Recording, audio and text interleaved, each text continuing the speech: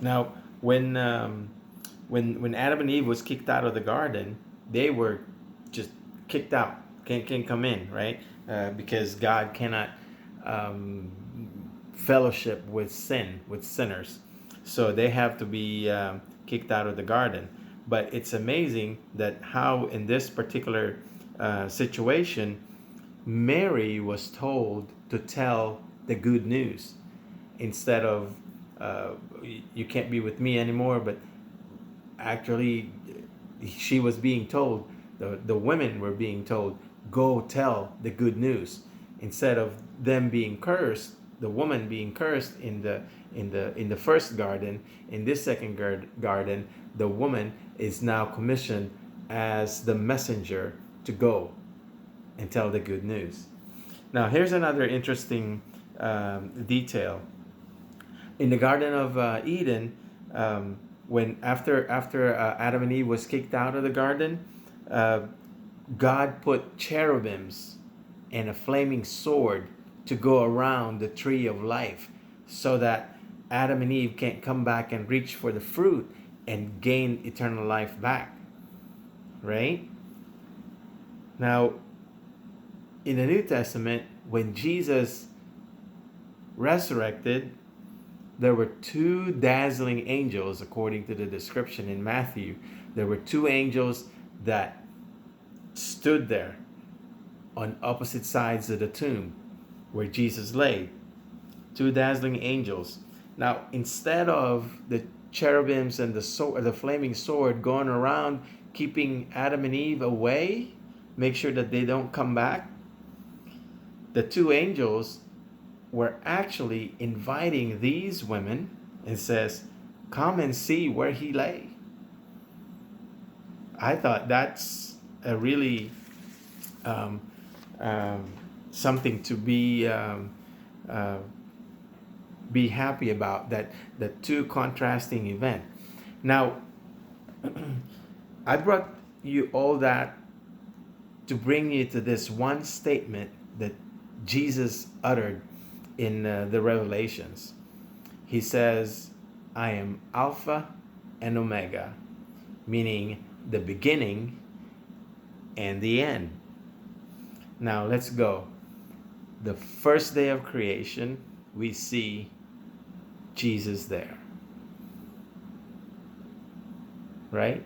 When God said, let there be light, and Jesus was the light of the world, and he being Omega, the end, on Sabbath, he rested. God rested from creation. Okay? Now, you will see that in Genesis 1, chapter 1, verse 31, and going into chapter 2, verses 1 to 3, after all the things that God did and created, he reviewed everything he did, and he looked at all his creation, and he said, it's very good. And then in chapter 2, it says, God commissioned and rested Sabbath, and blessed Sabbath to be a holy day, right? But now, here we are in John 19, chapter 19, verse 30. We hear Jesus saying, it is finished. The work is done. The work is finished. And guess what happened on Saturday, on Sabbath? Jesus was laying in the tomb, which to us, or according to what Jesus described to the apostles, when Lazarus was dead, he said, oh, he was only asleep. He was only resting. Isn't that amazing? Now, we take joy in the realization that Jesus is not dead. You know, unlike what my grandma said, I don't think she meant disrespect when she said God is dead, but what she's trying to teach us is to be reverent for the day, for what happened or supposed to have happened the day of Saturday, all right, in commemoration to that Holy Week.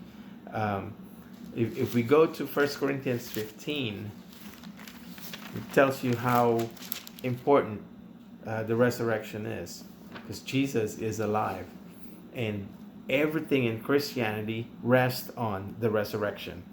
In 1 Corinthians 15:12-19, it says, "Now if Christ be preached that he rose from the dead, how say some among you that there is no resurrection of the dead? But if there be no resurrection of the dead, then is Christ not risen? And if Christ be not risen, then is our preaching vain, and your faith is also vain. Yea, and we are found false witnesses of God, because we have testified of God that he raised up Christ, whom he raised not up, if so be that the dead rise not. For if the dead rise not, then is not Christ raised." See how everything is tied together because of the resurrection. Now, at this point, I'm requesting Pastor Paul to play this song by Selah. He Lives, and because He Lives, it's a medley. It's a beautiful song, and I think it ties into the hope of the resurrection, the event that took place after the Saturday.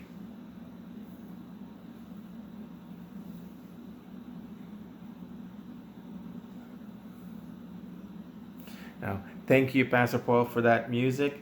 Now, even if it's Saturday, you know, compared to what my grandma used to teach us when we were kids, now, even if it's Saturday, because now we know that Jesus rose from the dead, and there are compelling proofs that we can now laugh, we can now play, and we can jump. And we can even sing, right? So that's great news, and I hope that you enjoy today, Saturday, being the day when Jesus is just resting, because all he's done is all his work is finished, and it'll be a great day tomorrow. We'll be celebrating his resurrection, and what a day that will be. Thank you. All right, Pastor Paul, back to you.